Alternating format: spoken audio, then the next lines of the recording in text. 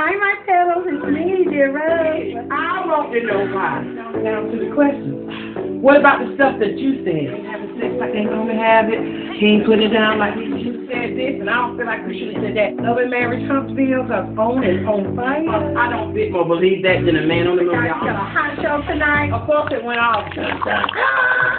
Hello, my petals. It's me, dear Rose. Come on and get some of this hot tea. Come on and join me. It's hot.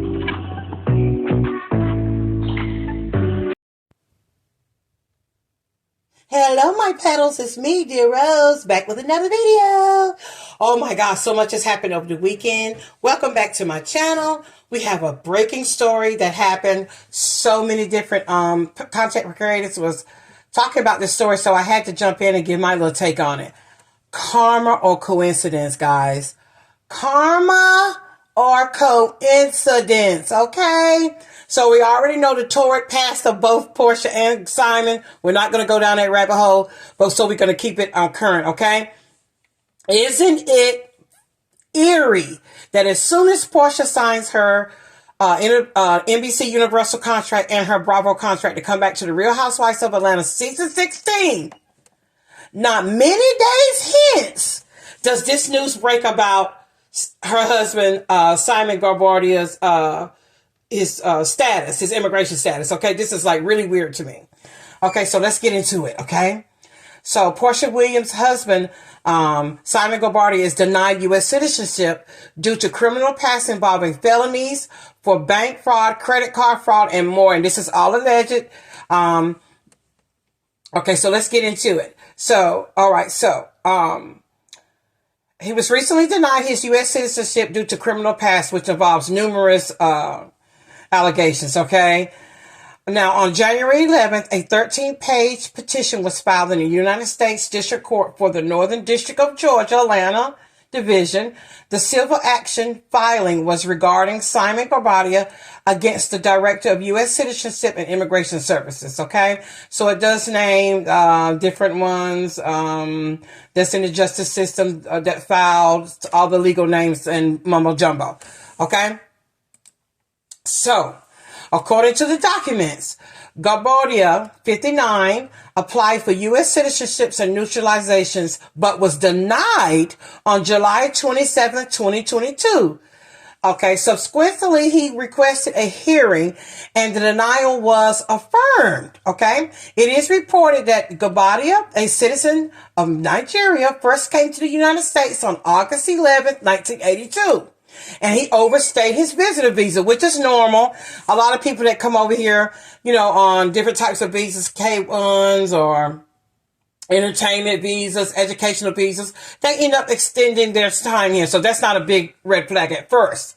Okay, so he overstayed his visa, his visitor visa in 1985. His citizenship application was denied and he was declared deportable. Okay, so he voluntarily left the States. They didn't have to deport him. He voluntarily left the States on December 28th, 1985. Okay.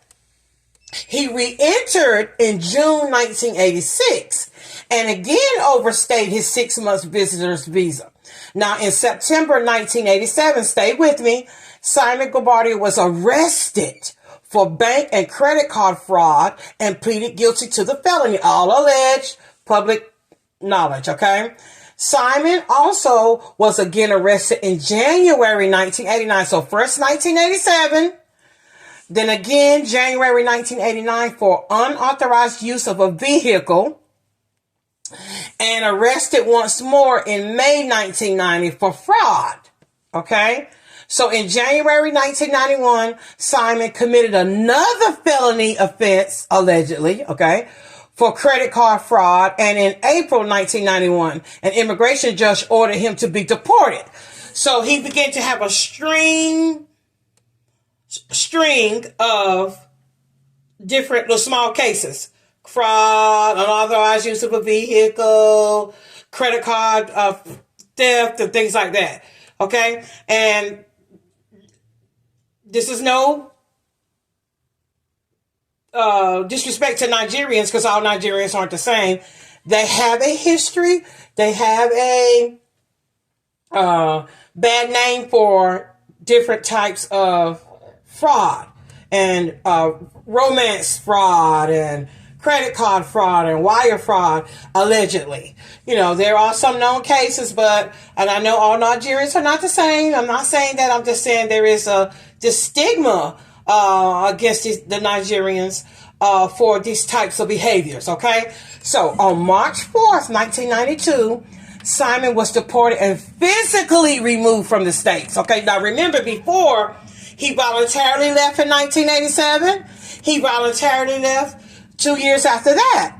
But this time, with the string of events and the fraud and, different things like that, they physically removed him from the States. March 4th, 1992.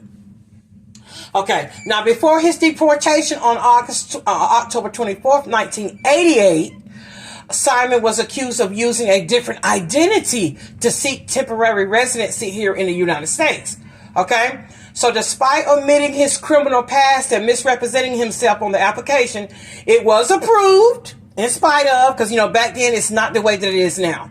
Okay, with terrorism and the way identity theft is now, it's a lot more credentials and things you have to show. They do it's more able ways for you to track people's background and their identity now. But this is back in the 80s, okay? Before 9/11 and all the other things that started happening in the United States, where they really began to implement things to make sure we know how to identify a person and who they really say that they are. Okay, so this is 1988. So despite all of that, despite him lying on the application and everything, he was approved. And he received a registration card as a temporary resident July 25th, 1991. Now, after a waiting period, Simon became a permanent resident on April 27, 1992. 26 days after he had been deported under another name. Okay? 26 days after he had been deported under his other undisclosed identity. Now, we don't even know if this is, I'm sure Simon Gabardia is a alias. Now, we have established that. We have established that on 3 different occasions that he's been granted a visiting visa to the United States, voluntarily deported twice, 3rd time physically deported. During that physical deportation, he was approved under his other assumed alias and he was granted temporary residency here. So that's 4 aliases that we know of. And let's keep going. Okay. So again, according to the documents, Simon applied for neutralization under a second identity on December 22nd, 2016, but was denied due to his temporary resident status being unlawfully granted. So they kind of caught something there. Okay, so again, after waiting period, Simon became a permanent resident on April 27, 1992. This is 26 days after he had been deported under his other undisclosed identity. Now, according to the documents, public knowledge, Simon applied for neutralization under a second identity on December 22nd, 2016, but was denied due to his temporary resident status being unlawfully granted. Now, on December 31st, 2020, at the height of the pandemic, he filed another application and was denied U.S. citizenship again due to him not being lawfully admitted for permanent residency. Okay, so on October 24th, 2022, him and Portia had already got together, was probably already seeing each other. They was already in the throes of being in love, and he's in the middle of divorcing Fallon and all of that. In the midst of all of that going on, I wouldn't be surprised if Fallon is not aware of some of these denials that he was getting for U.S. citizenship. I wouldn't be shook if some of the reasons why him and Fallon had issues was because he married her to try to help get his citizenship, his green card. Now from other reports, shout out to Tisa Tales. She is the Simon and Portia guru, okay? Tisa Tales over on her channel. He has been married several times prior. And I'm wondering, are some of those cases with the unauthorized use of a vehicle and credit card theft and things like that, I'm wondering, was that some of the issues that were happening with the other relationships, his other wives, allegedly? I'm wondering, was some of those things going on? Because he has been married, he has other children. I think he has about 5 children. And this had to be, some of those cases had to be going on with some of the other wives. And maybe none of them ever made it to the immigration status of him getting permanent residency, because he had some issues with them. Now, you know, Nigerians and other African people of African descent, they do the marriage to get the green cards. Okay. So I'm wondering, was some of these marriages instances where he was trying to get his citizenship, but the relationships didn't work out? Because some of them, what they do is they act like they fall in love with you. They act like they're in love with you. They swoon you. They whine you. They dine you. And then they get their citizenships that way. Now, some of them actually hire you to be their photo wives. That's what they call it. Being their photo wife, meaning you know that this is a scam. You know that you're marrying him to help him get his immigration, his green card.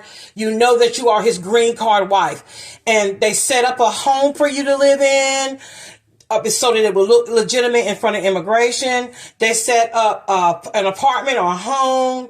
You study them. You study each other so that you can pass the questions with immigration, and you act like you have a real viable relationship. They set up bank accounts. They get an apartment together in each other's names. You meet each other's families for real, and you're not supposed to tell anyone outside of you and whoever's working with you. You have to play along and pretend it's a whole facade, y'all. This is something that not just Nigerians do, but a lot of people from other countries do. Not just Nigerians, not just Africans. This is worldwide, okay? From UK, you know, whoever has to have citizenships, this sometimes happens. And they pay thousands and thousands of dollars for these women and men to be a green card spouse so that they can get their green cards, okay? Some of them fake love, some of them let you know up front, look, I got a wife and children back in my country. This is just so I can get my citizenship, so I can bring my family here, my parents here, my siblings, or my wife and my children. You know that this isn't real. Some of them fall in love during the process and end up, you know, throwing off their game plans. Or some of them let you know up front, hey, I'm paying you so many thousands of dollars to do this for me. Sometimes it falls bad where the couples fall out. And I'm wondering, are some of these instances where he was having these credit card frauds and unauthorized use of vehicles, things like that, because it sounds like stuff that women do, you know, when we're upset, I'm sorry, that maybe some of those disagreements happened, and it failed him a couple of times, okay? So let's get back to the story. Anyway, I just wanted to give you a background on how the green card process goes when you're trying to get that green card. They will swoon you. They will romance you. That's why I said they do the romance scams, okay? So I'm wondering, was Fallon a romance scam when he was married to her? When he saw that he couldn't get, because these are some of the times when he found that he was with Fallon. So, and he had 2 failed attempts while he was married to Fallon, it looks like, if we can go back to the time stamps. So, all right. So he failed October 24th, 2022. Okay. So he was denied and reaffirmed on November 15th, 2022. Then Simon married Portia. Okay. Now, I don't know if he playing Big Willie.